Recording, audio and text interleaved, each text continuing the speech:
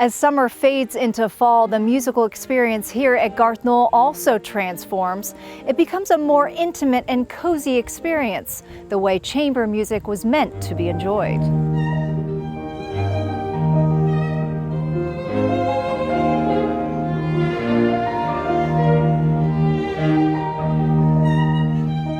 As the air becomes just a little more crisp and time seems to slow, the colors here at the Garth Newell Music Center become a little more vibrant, and so does the music.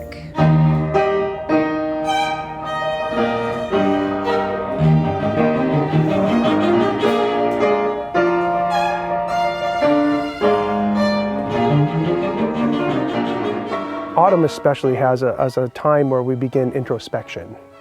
I can't think of anything better to do that with than chamber music.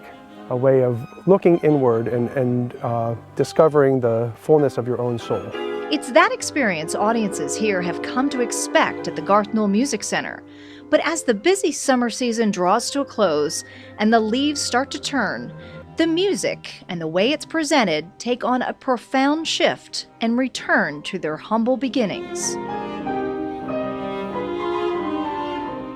The Garth Newell property was built in 1924 by two artists, William Sargent Kendall and his wife Christine Herder Kendall.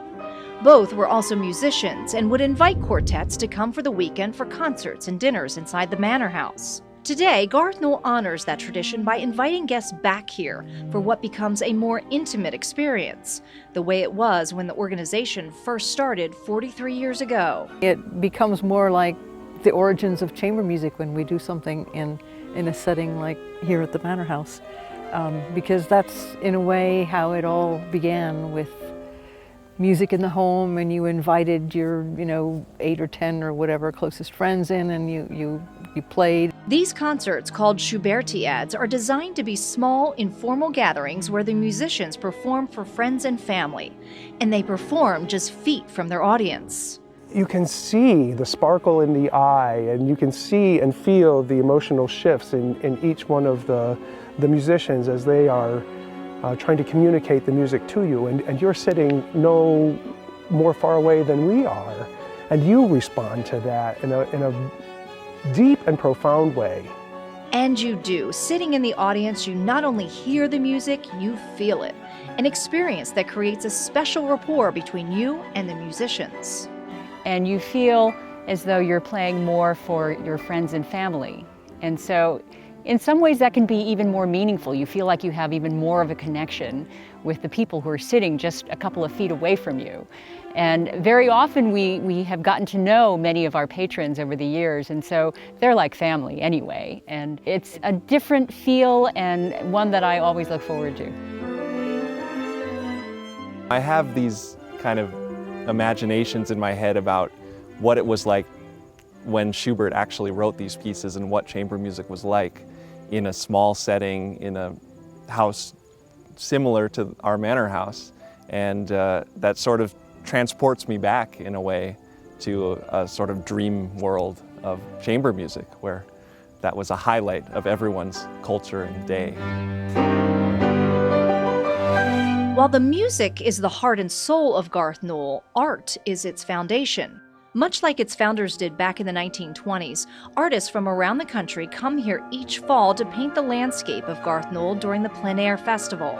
And while the setting and its beautiful surroundings make the perfect canvas, the artists will tell you it's the music that inspires. The music's just a delight, so it keeps your mind away in the clouds with the music.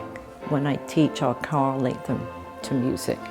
Pauses, strokes, high notes, low notes, high color, low color, things like that. So there's a great connection.